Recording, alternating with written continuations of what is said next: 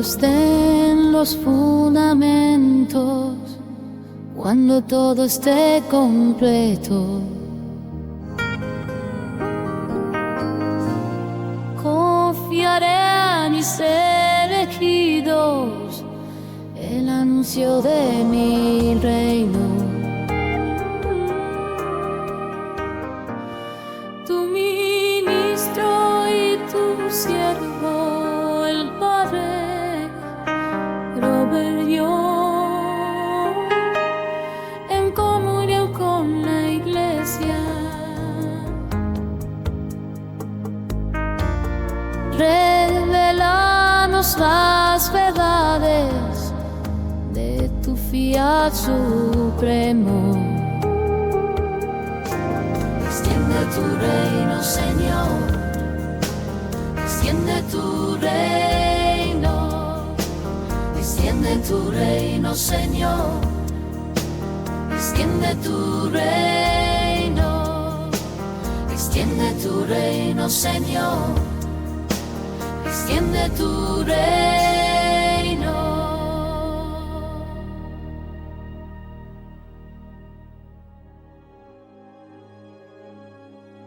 Hola queridos amigos y bienvenidos a nuestro programa de hoy, la introducción al reino de la divina voluntad. Venid, recibid el reino preparado para vosotros desde la fundación del mundo, dice nuestro Señor en Mateo 25 en el juicio final.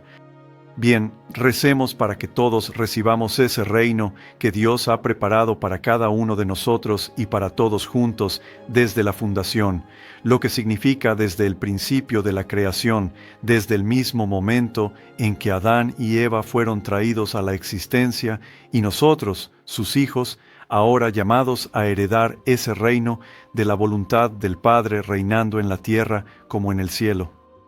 Por favor, acompáñenme mientras rezamos en el nombre del Padre, del Hijo y del Espíritu Santo. Amén.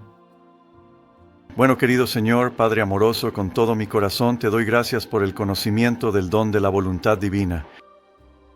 El don del conocimiento que es la esencia misma de lo que significaba la vida en el jardín del Edén, en el paraíso, cuando a Adán y Eva se les dijo que comieran solo del árbol de la vida para que pudieran ser sostenidos por ese conocimiento de la voluntad divina. Así que, querido Señor, ayúdanos a poseerlo. Ayúdanos a aprender lo que significa vivir como vivieron Adán y Eva antes de la caída, no en el jardín, sino en el cielo de tu voluntad. Y ya no quiero que mi propia voluntad humana tenga vida, es decir, que actúe aparte de tu voluntad, sino que sea tu propia voluntad divina la que opere y sea la fuerza en todo lo que haga, en pensamiento, palabra y obra. Ven, Espíritu Santo, ven por medio de la poderosa intercesión del Inmaculado Corazón de María, tu amadísima esposa. Dios te salve María, llena eres de gracia, el Señor es contigo. Bendita tú eres entre todas las mujeres. Bendito es el fruto de tu vientre, Jesús. Santa María, Madre de Dios, ruega por nosotros pecadores, ahora y en la hora de nuestra muerte. Amén. Nuestra Señora, Reina de la Divina Voluntad, ruega por nosotros. En el nombre del Padre, del Hijo y del Espíritu Santo. Amén. Bueno, queridos amigos, me gustaría continuar nuestra conversación sobre Luisa Picarreta en la primera parte de nuestro programa de hoy para hablar sobre cómo Dios la eligió desde toda la eternidad, ciertamente desde la fundación del mundo, para ser la pequeña hija de la divina voluntad, aquella en quien se restauraría el conocimiento. Y no solo eso, sino que en ella el don sería formado nuevamente para que Luisa, al registrar todo lo que sucede entre ella y el Señor, pudiera transmitirlo, darlo a conocer a todos nosotros. Así que la última vez estábamos hablando sobre un franciscano muy especial a quien se le pidió intervenir en la vida de Luisa para hacerle tanto un examen médico como uno espiritual, ya que él era tanto médico como doctor en teología mística. Su nombre era el padre Dominico France y era profesor en el Antonianum, es decir, el Collegium San Antonio en Roma, que es la escuela teológica de la Orden de los Frailes Menores, la orden fundada por San Francisco de Asís. Así que estábamos leyendo el informe del padre France, que en ese momento era muy significativo porque se le consideraba un gran especialista en estos temas y, por supuesto, estaba buscando algún indicio de trastorno mental o quizás incluso algo demoníaco que estuviera ocurriendo. Algo que pudiera explicar los fenómenos tan extraordinarios que Luisa experimentó durante gran parte de su vida. Así que el padre France continúa en su informe. Él dice, la pobre paciente, y es una paciente porque para él ella es una paciente, ya que fue llamado para hacerle un examen médico. Él dice, ella llama a todas las almas a considerar el mal de la voluntad personal individual. Quiere que comprendan que así como el mal común de todas las voluntades humanas es uno y el mismo, es decir, el pecado, también la medicina universal para todos los pecadores es una y la misma. Es decir, que la santísima voluntad de Dios sea la propia vida de la voluntad humana.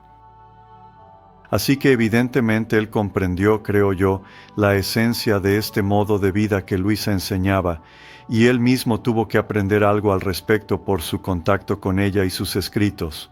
Continúa. Si la obra de la que hablamos no hiciera más que inculcar en el lector los derechos de Dios y de su divina voluntad, y afirmar su supremo poder sobre todas las voluntades humanas y sobre todos los poderes y reinos de este insignificante mundo nuestro, yo diría que esto ya sería mucho para el bien de las almas.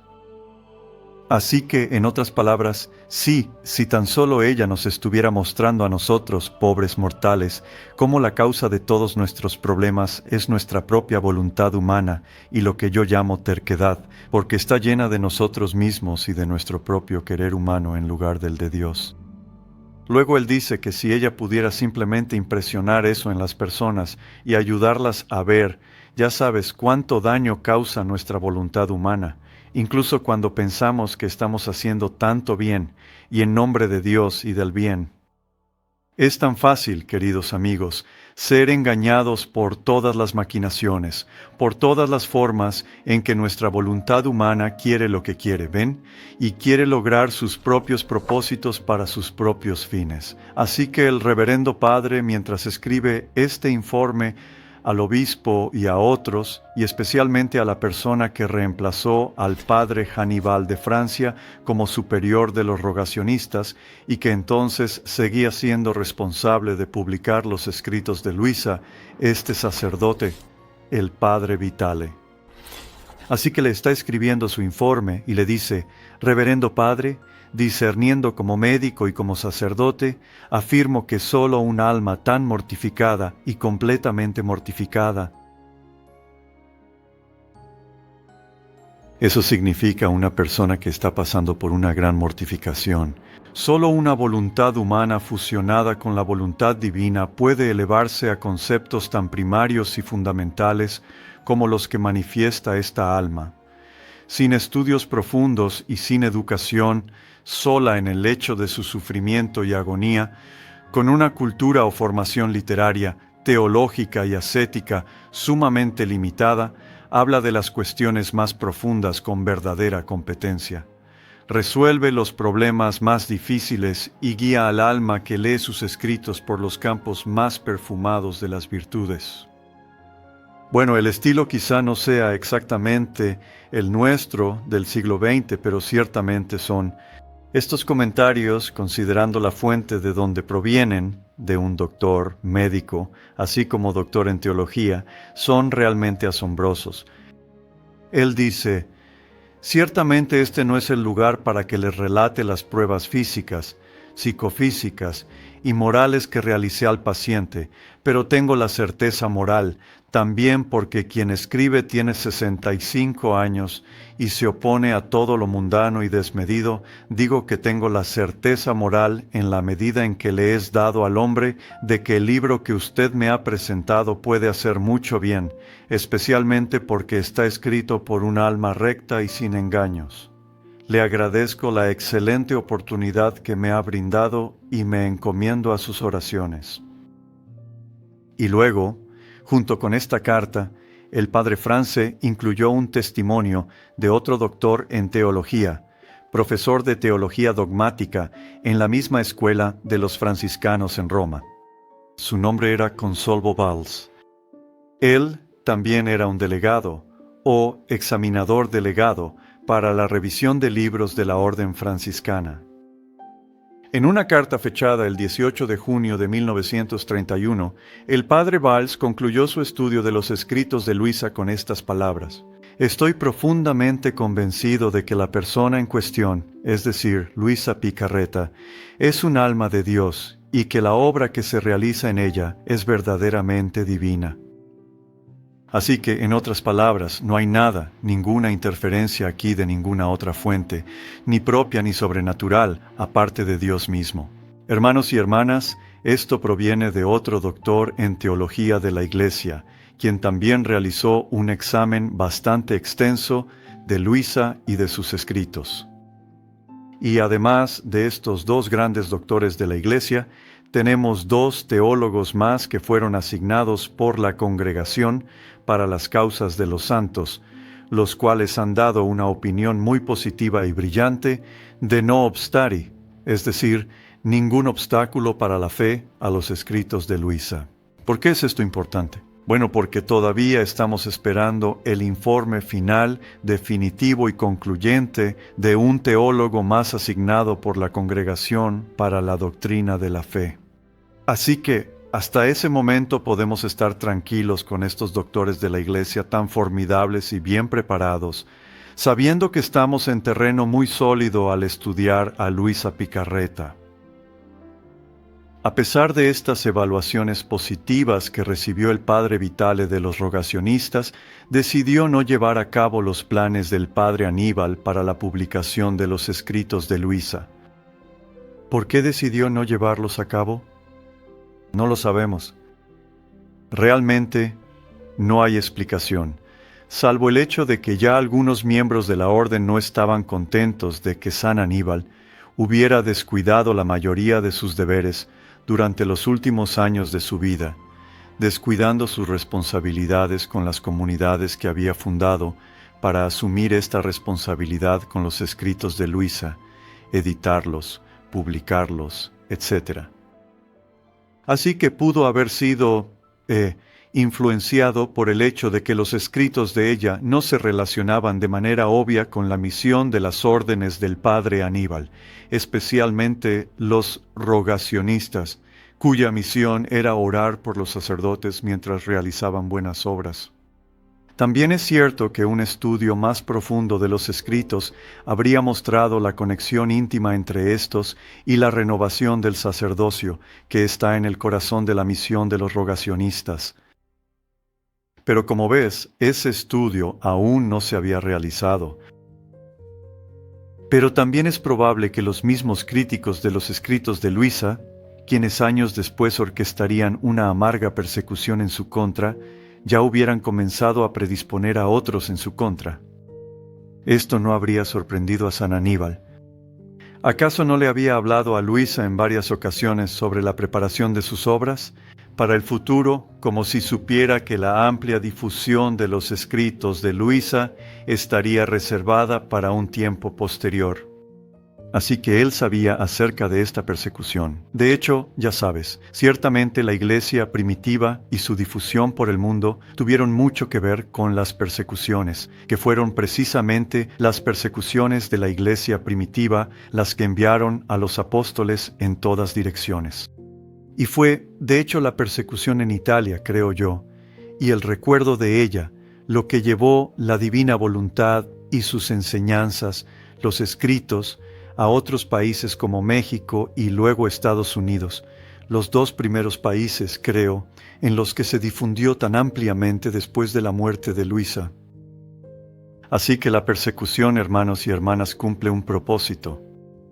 Y tal vez, ya sabes, Dios en su divina providencia dijo, sí, Luisa sería de ese gran país que es Italia, pero Él elegiría otros países en los que realmente se diera a conocer.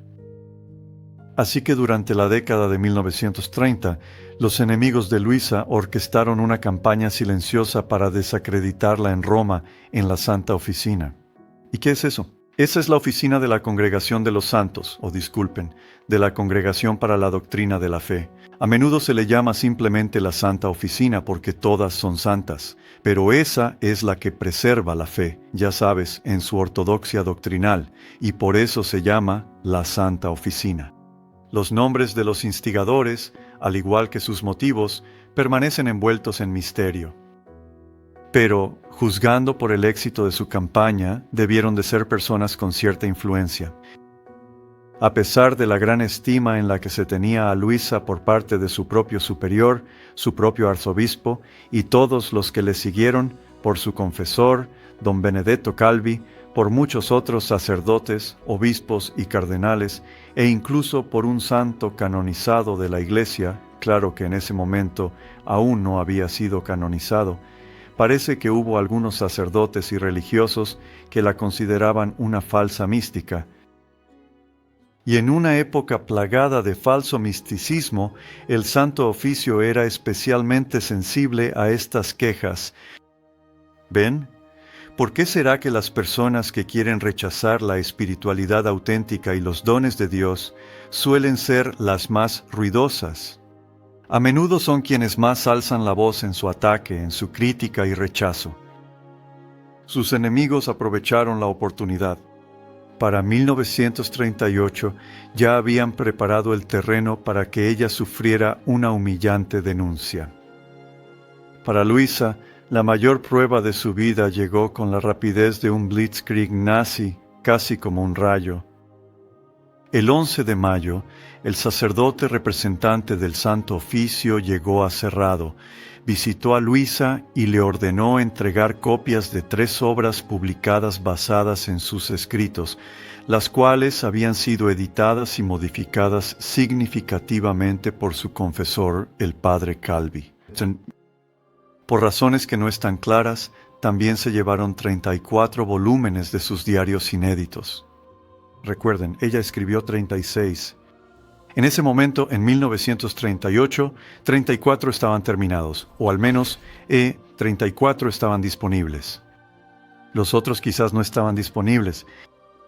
El 13 de julio de 1938, la Sagrada Congregación para la Doctrina de la Fe publicó un decreto condenando 3 obras basadas en los escritos de Luisa, una edición de las Horas de la Pasión, una edición de escritos seleccionados de sus diarios y una edición de la Virgen María en el Reino de la Divina Voluntad. El decreto no afectó las 4 ediciones aprobadas de las Horas de la Pasión, publicadas por San Janíbal de Francia. Las suyas estaban, en cierto modo, protegidas, ni tampoco a ninguna otra edición publicada después de la única versión condenada. Y hermanos y hermanas, hubo muchísimas ediciones de estas obras, es decir, se habían publicado a lo largo de los años, en numerosas ocasiones, porque la demanda era tan grande. Pero esa única edición de 3 de las obras fue entonces condenada por el Santo Oficio. Ahora pongamos esto también en otro contexto. ¿Qué estaba ocurriendo en el mundo al mismo tiempo con otros 2 grandes santos? ¿Qué le estaba sucediendo a San Padre Pío? Él también estaba siendo investigado por el Santo Oficio. También fue recluido y se le prohibió promulgar, enseñar, hacer cualquier cosa que pudiera influir en otros, ni siquiera confesar durante bastantes años. Al mismo tiempo, ¿qué le estaba sucediendo a Santa Faustina Kowalska, la secretaria de la Divina Misericordia, la hermosa santa de hoy con esa bella devoción de la Divina Misericordia? ¿Qué estaba pasando con ella? ¿Sus escritos también fueron confiscados? Sus obras fueron incluidas en listas de libros prohibidos. A la gente no se le permitía leerlos, literalmente condenados por la Iglesia. Gracias a Dios, ese índice de libros prohibidos ya no existe. Fue eliminado, creo, alrededor de la época del Concilio Vaticano II. Y por supuesto sabemos que Juan Pablo II canceló todo eso por completo cuando beatificó y canonizó a Santa Faustina. Así que gracias a Dios que con el tiempo tenemos una corrección para los errores de la Iglesia. Pero cuando se cometen esos errores, tienen una gran influencia, obviamente, sobre las mentes y los corazones de las personas. Así que estas tres, fueron 3 ediciones aisladas hechas únicamente por el confesor en ese momento, no por San Aníbal ni por nadie más. La única edición de los escritos seleccionados editada por el padre Calvi ya no existe. Así que esas ediciones fueron destruidas porque, según muchos que han estudiado los escritos de Luisa muy cuidadosamente, no eran representaciones precisas de su pensamiento, de lo que ella misma estaba escribiendo, y por lo tanto tuvieron que ser retiradas. Lamentablemente, hemos visto lo mismo con algunas personas en el mundo que quieren representar a Luisa y lo han hecho de manera equivocada. Es posible que cualquiera de nosotros haga eso, y rezo todos los días para no ser uno de ellos, y para que ninguno de nosotros lo sea tampoco. Afortunadamente, a lo largo de los años, se ha filtrado tanto a través de los escritos de Luisa, que ahora podemos ver con mayor claridad los escollos, los peligros de las enseñanzas erróneas que sus escritos podrían producir y podemos evitarlos. Porque personas muy santas e inteligentes, personas con gran educación, han podido ir delante de nosotros y hacer esas aclaraciones, y eso ha sido de una ayuda tremenda para nosotros. Pero el decreto establecía que, con la aprobación de la Suprema Sagrada Congregación del Santo Oficio, los eminentes y reverendos cardenales que tienen la tarea de enseñar en materias de fe y moral, habiendo alcanzado el consentimiento de los reverendos consultores, por la presente colocan en el índice de libros prohibidos los escritos de Luisa Picarreta, y en negrita, editados por otros y publicados en varios momentos y en varios lugares.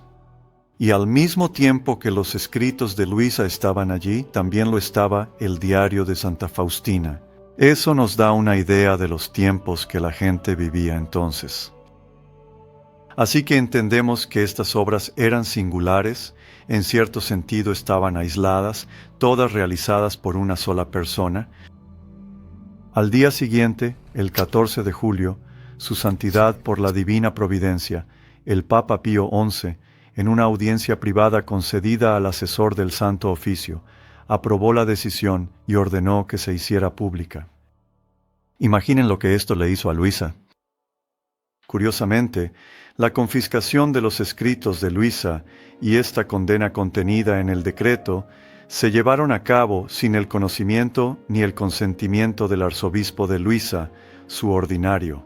Su nombre era Arzobispo Leo, ni tampoco con el consentimiento de su confesor, don Benedetto Calvi. Así, cuando Luisa escribió un acto de sumisión, y este es el punto importante de la historia, en respuesta al decreto y lo envió al arzobispo Leo, el arzobispo le respondió diciéndole que no era necesario que lo hiciera. De hecho, los 34 volúmenes de su diario no estaban en la lista. Es el diario de Luisa, conocido como el Libro del Cielo, el que realmente contiene casi toda la doctrina espiritual de Luisa. Así que esto fue algo que se hizo, en cierto sentido, sin consultar a las personas que estaban más familiarizadas con Luisa, y además no tenía que ver con el verdadero núcleo del asunto, el diario que ella misma había escrito. Estas otras cosas eran adaptaciones. Fueron añadidos realizados por otra persona.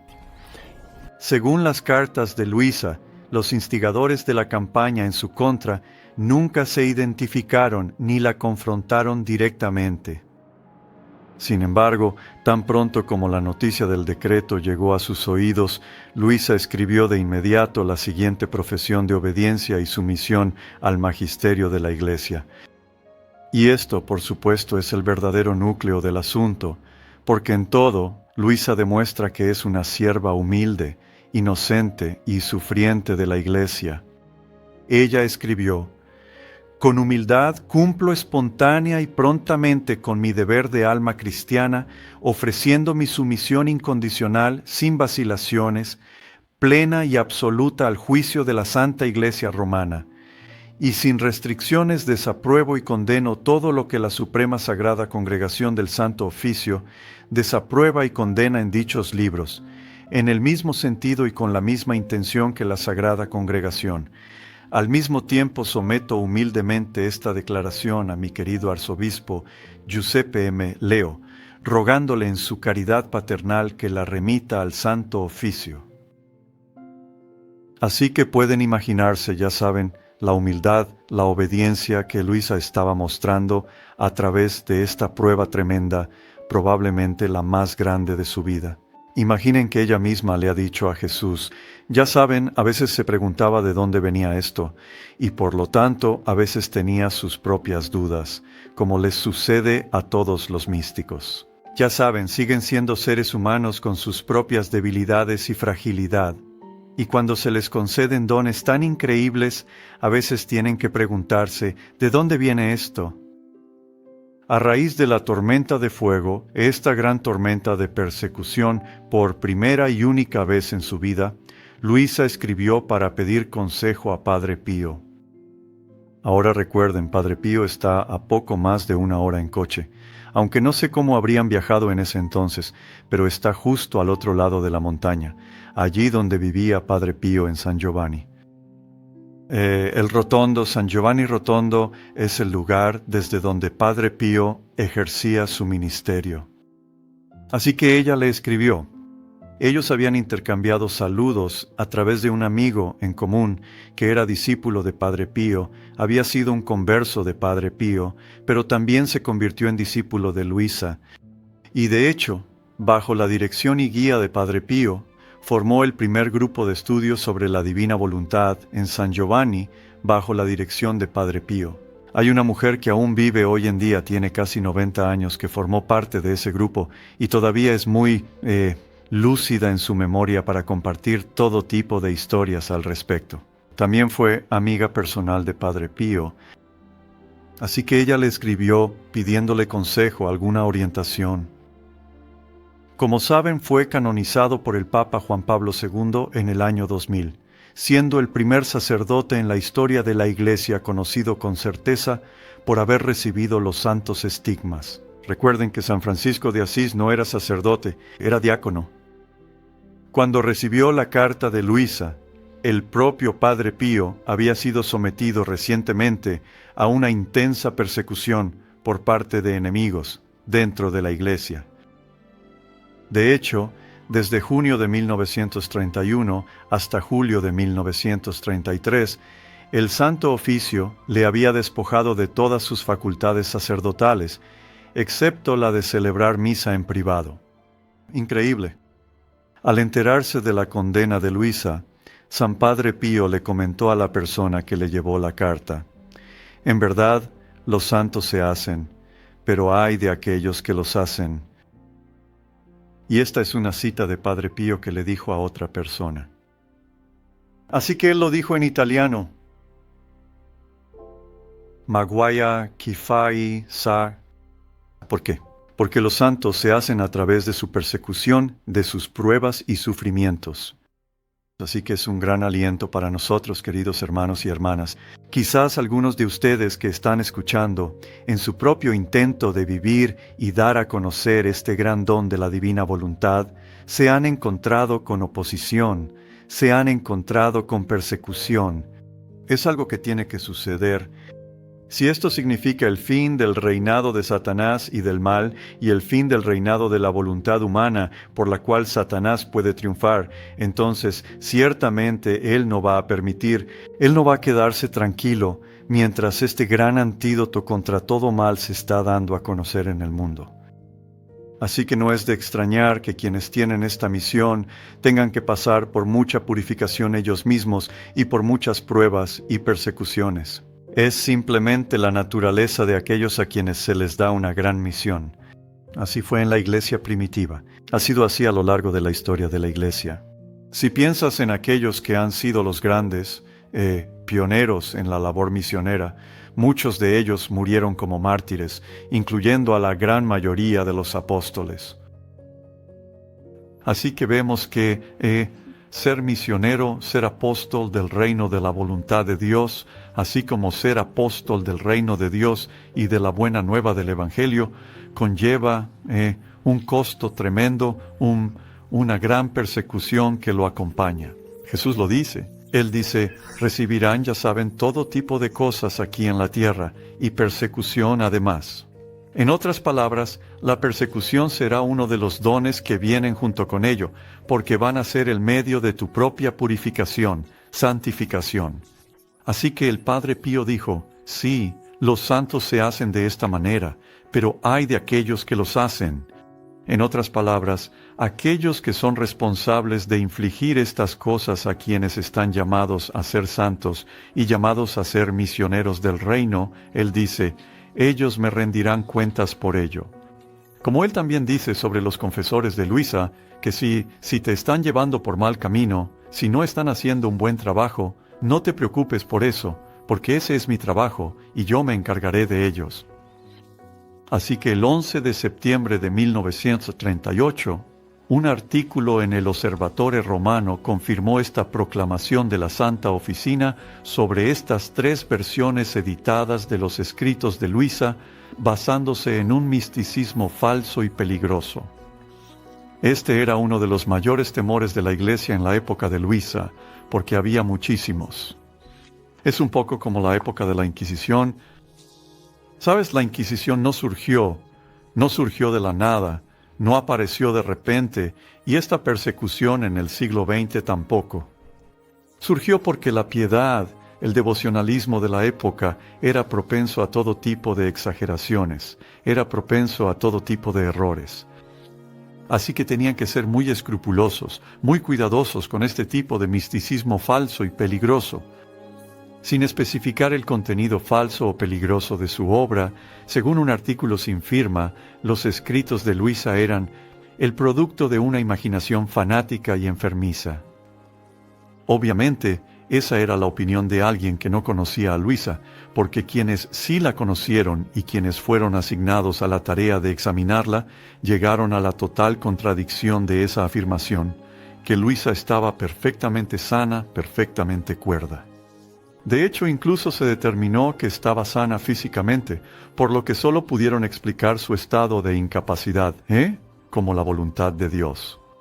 Porque realmente, Luisa solo tuvo una enfermedad diagnosticada y fue neumonía por la cual falleció. Así que sus escritos fueron considerados como llenos de inexactitudes y exageraciones. Bueno, y probablemente podrías hacer, ¿sabes? Si buscas lo suficiente puedes encontrar algunas cosas ahí que, si no las entendieras como el Evangelio, si fueras un fundamentalista y sacaras las cosas de contexto, como hacen muchos, entonces sí, encontrarías algunas inexactitudes y exageraciones. Y más o menos al mismo tiempo, Luisa recibió la noticia de que su privilegio de tener misa diaria en su habitación, que había sido permitido y aprobado por 2 papas, le fue retirado. Solo podemos imaginar la devastación que esto le causó. Ahora recuerden, Luisa está postrada en cama. Ella no puede viajar, no puede caminar. La única manera en que podía recibir la Eucaristía diariamente era cuando el sacerdote venía a celebrar la misa en su habitación. Ese gran privilegio, uno de los más grandes en la historia de la Iglesia, ahora ha sido revocado. Bueno, queridos amigos, esto es, como diría Santa Teresa de Ávila, ¿por qué me tratas así? Jesús dijo, así es como trato a mis amigos. Y Santa Teresa respondió, por eso tienes tan pocos. Así es como Dios trata a sus amigos. Así que es triste y hay quienes son los instrumentos de eso. Y Jesús dice, no te preocupes, ellos me rendirán cuentas a mí. Pero al mismo tiempo es el medio de la santificación. Y creo que incluso la difusión de esta gran enseñanza, este modo de vida, por todo el mundo. Me gustaría leer nuevamente algunos pasajes aquí y allá de los volúmenes de Luisa, porque como saben, también son una maravillosa fuente de conocimiento sobre su vida y ciertamente sobre su enseñanza, pero también sobre cómo enfrentó el tipo de persecución, las pruebas y aflicciones que la acosaban constantemente. Quizás esta fue la mayor, pero de ninguna manera fue la única. Este es un pasaje de uno de los volúmenes más tardíos de Luisa. La fecha es 17 de septiembre de 1927. Ahora bien, esto es 11 años antes de que Luisa pasara por la gran prueba y el gran desafío de su vida. Pero esto solo demuestra que fue un martirio continuo para ella. Así que Luisa está sufriendo amargamente y Jesús dice, así es el alma bajo los golpes del dolor. Pierde su dureza, brilla con luz. Se transforma en mi amor y se convierte en fuego. Y yo, el divino artífice, es decir, el divino artista, al encontrarla dócil, le doy la forma que quiero. Oh, cuánto me deleito en hacerla hermosa. Soy un artífice celoso y quiero presumir de que nadie puede ni sabe hacer mis estatuas, mis vasijas, ni en su forma ni en su belleza, y aún más en su delicadeza y en la luz que, al brillar, las convierte a todas en verdad. Es una analogía muy interesante. Él tiene estas comparaciones asombrosas, metáforas si se quiere, parábolas. Él está diciendo que a medida que el alma atraviesa el sufrimiento, es como un metal que está siendo golpeado en el fuego con un martillo. Suelta chispas cuando está siendo golpeado. Y él dijo que esas chispas se pierden para quien está haciendo ese trabajo, para el orfebre o quien sea, pero él dice, no se pierden para mí. De hecho, iluminan el alma, traen luz a la oscuridad del alma, la purifican y la hacen santa, convirtiéndolo todo en verdad. Así que él dice, por cada golpe que le doy, preparo una verdad para ser manifestada, porque cada golpe es una chispa que el alma emite de sí misma, y yo no las pierdo como los herreros al golpear el hierro, sino que las uso para revestir esas chispas de luz con una verdad sorprendente, de modo que sirvan al alma como el vestido más hermoso para administrarle el alimento de la vida divina. Sabes, eso es un pensamiento increíble, porque ya sabes, la mayoría de nosotros queremos negar, queremos huir, queremos evitar el sufrimiento de cualquier manera posible. Pero lo que Jesús está diciendo ahí es que cuando haces eso, en realidad estás huyendo de mi verdad, estás huyendo quizá de una de las mayores oportunidades de tu vida. Y esto, ¿sabes?, es lo que dicen todos los escritores espirituales. Recientemente estaba leyendo a una de mis escritoras contemporáneas favoritas. Su nombre es la hermana Ruth Burroughs, una monja carmelita de clausura en Norfolk, Inglaterra. Ella es autora de muchos libros. Si alguna vez te topas con ellos, suelen ser libros bastante pequeños, pero muy profundos y densos sobre la vida espiritual. Y sin embargo, muy fáciles de leer, no es difícil, no tienes que abrirte paso a la fuerza por ellos. Es muy clara, muy realista. Escucha lo que ella escribe aquí en uno de sus libros. Ella dice, la sabiduría humana busca evaluar los resultados, indagar si estamos siendo realizados, y si esto no está sucediendo, quiere manipular la vida y a otras personas para asegurarse de que sí suceda. La sabiduría humana asume que conoce la forma de la realización humana y cómo alcanzarla. Nos impulsa a evadir los aspectos humillantes y no satisfactorios de la vida, a buscar formas de oración más gratificantes, a buscar aquello que nos hace sentir bien e incluso santos, y a huir de un autoconocimiento que nos despoja de la autocomplacencia y nos deja pobres, no santos y no realizados. ¿Ves? Queremos evitar eso a toda costa. Qué importante es, dice ella, aceptar la destrucción de nuestra autoimagen espiritual. Este es un gran tema, especialmente en los primeros volúmenes de los escritos de Luisa, especialmente en El Espejo Divino, los primeros 10 volúmenes donde Jesús está ayudando a Luisa a crecer en fundamentos cristianos espirituales muy básicos como alma víctima.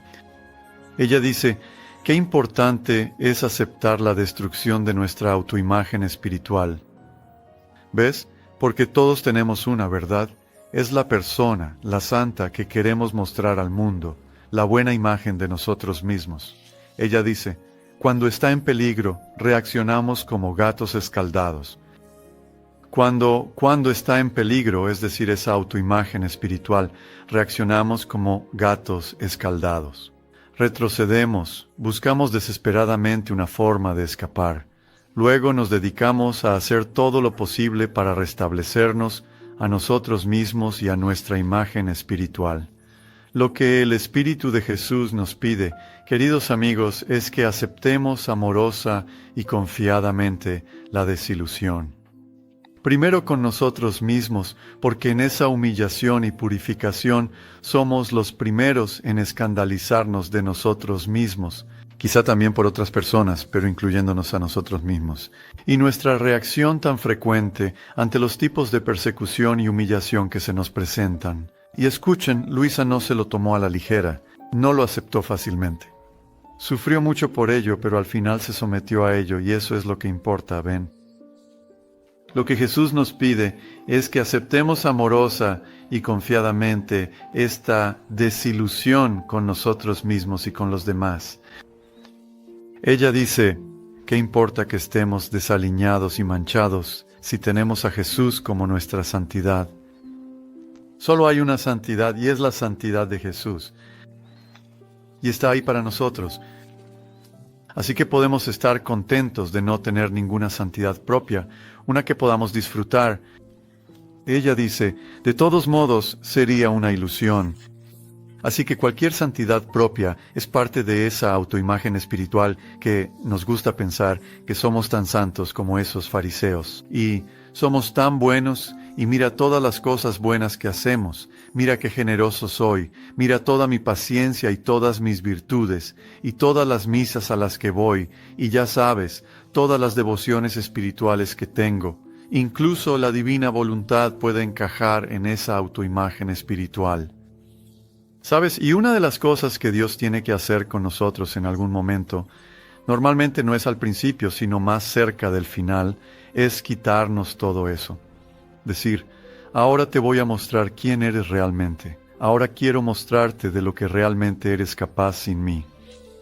Esto le sucedió a Luisa varias veces en su vida, durante un período de 3 años en su juventud, creo que en su adolescencia, en el que estaba tan escandalizada de sí misma que ni siquiera podía mirar una estampa religiosa, queridos amigos, sin romperla.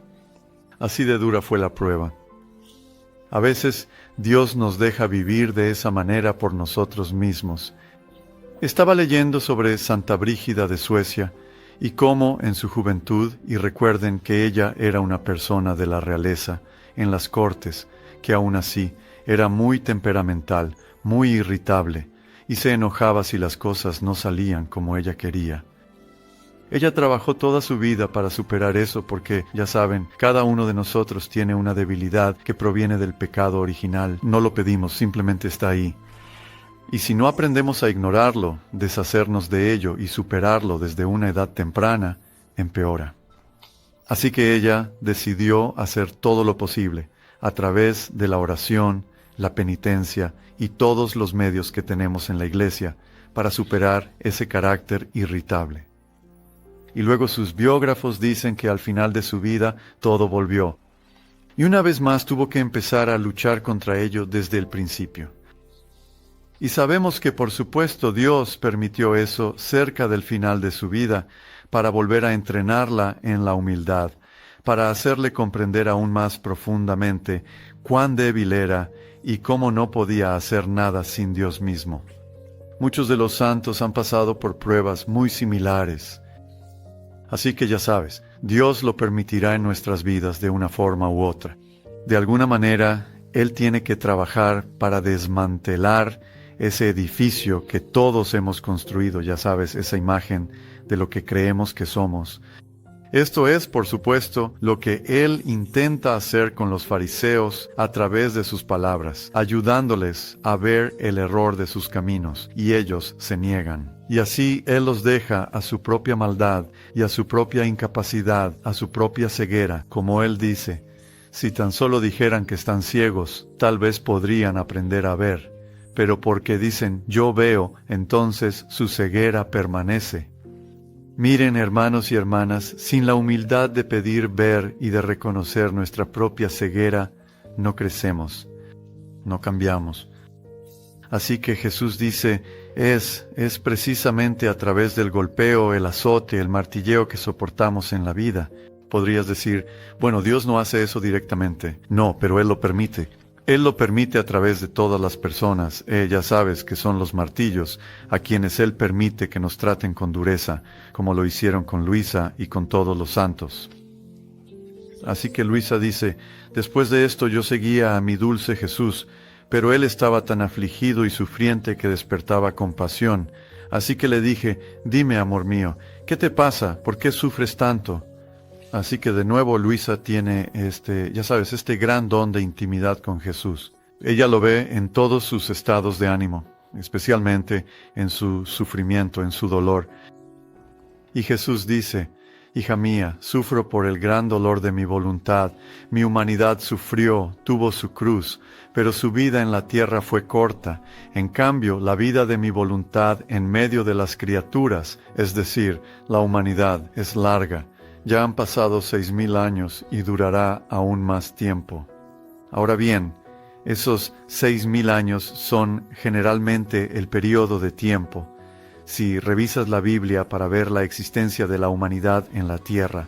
Así que, de nuevo, no importa cuánto tiempo haya tardado Dios en crear la tierra, pero se entiende generalmente que la humanidad, creada por Dios y dotada de un alma, ha existido por unos 6,000 años.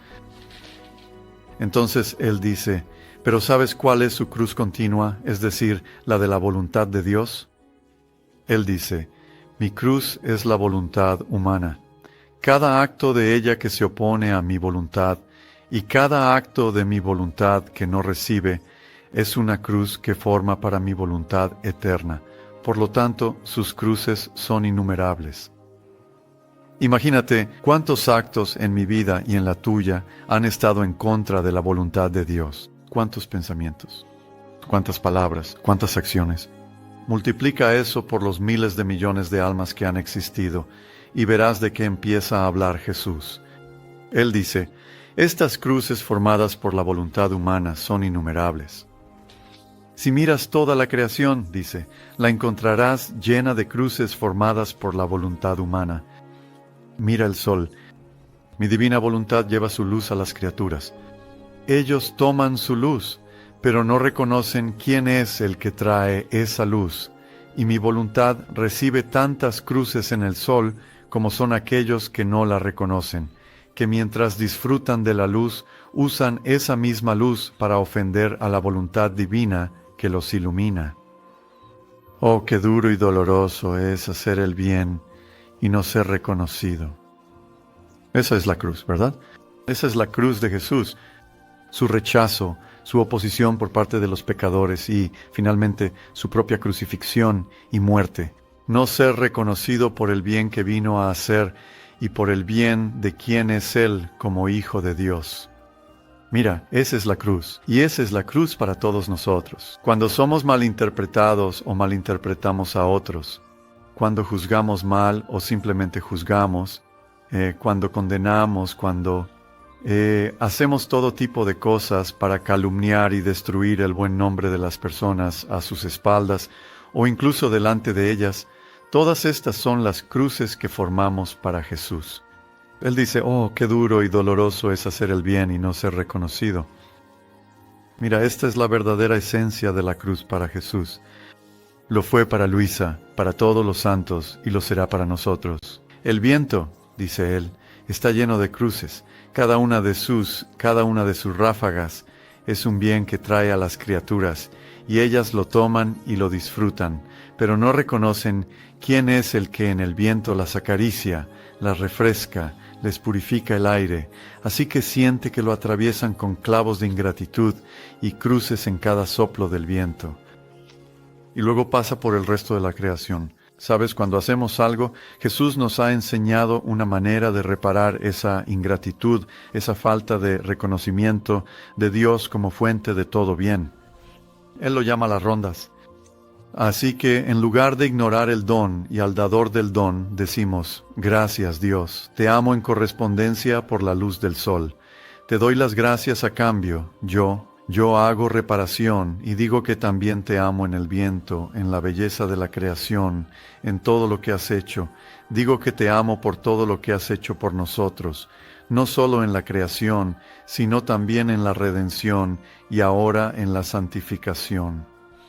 Así que, como ves, estamos restaurando, estamos devolviendo, haciendo reparación por todas estas cosas que faltan, que carecen, que las criaturas, la humanidad, los únicos con voluntad en la tierra, son capaces de hacer y han fallado en hacerlo.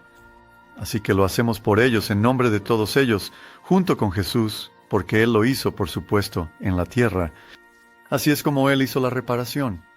Ahora Él dice: mi voluntad sigue siendo crucificada por la voluntad humana, así que necesito que continúes sufriéndolo conmigo, pero también que hagas reparación conmigo como yo lo hice en la tierra, devolviendo a Dios amor, amor perfecto, acción de gracias, adoración con el poder que yo tenía y usé para hacerlo, que no estaba en mi humanidad, sino en mi divinidad. Él dice: te doy ese poder, te doy ese bien infinito y eterno con el cual amarme y darme gracias, que es mi propia voluntad divina. Y Jesús dice que cuando hacemos eso, somos capaces de restaurar lo que el resto de la creación no ha podido hacer y lo que la humanidad no ha hecho por el resto de la creación. Es un don grandísimo, hermanos y hermanas, pero si no saben que pueden hacerlo, ¿cómo lo harán alguna vez? ¿Cómo multiplicarán, ven, el amor de Dios y se lo devolverán multiplicado a Dios? Amando a Dios, dándole gracias con el amor, la gloria y la bendición de su propia voluntad divina. Eso es lo que se nos ha dado en este don. No es un poder que tengamos. Es algo que primero debemos recibir.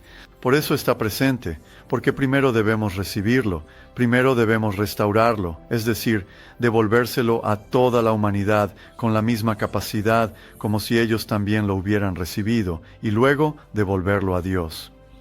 No es solo un hermoso misterio, es una realidad.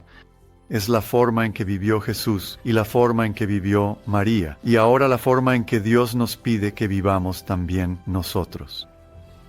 Bueno, eso es lo que yo mismo estoy tratando de comprender, de amar más y de vivir más en mi propia vida, y te agradezco que te hayas sentado conmigo para aprender más sobre esto, para intentar vivirlo, aprenderlo y ponerlo en práctica en tu propia vida. Le pido a Dios Todopoderoso, por intercesión de María Inmaculada, que Jesús, así como Él se transfiguró en la montaña, sabes, al escucharlo, a Él y a sus palabras, a Luisa y a nosotros, todos podamos ser transfigurados. Nuestra humanidad puede estar cada día más y más fusionada, unida a la voluntad de Dios, para que también nosotros podamos compartir esa gloria, no solo cuando lleguemos al cielo, sino que podamos vivir la santidad de Dios mismo en la tierra, así como se vive en el cielo. No la nuestra, sino la de Dios, viviendo a través de nosotros y mediante el abandono de nuestra propia voluntad humana. Bueno, hermanos y hermanas, que Dios nos ayude a todos a lograrlo, y que Él los bendiga y los mantenga siempre en el cielo de su voluntad, el Padre, el Hijo y el Espíritu Santo. Amén. Anunciando el reino,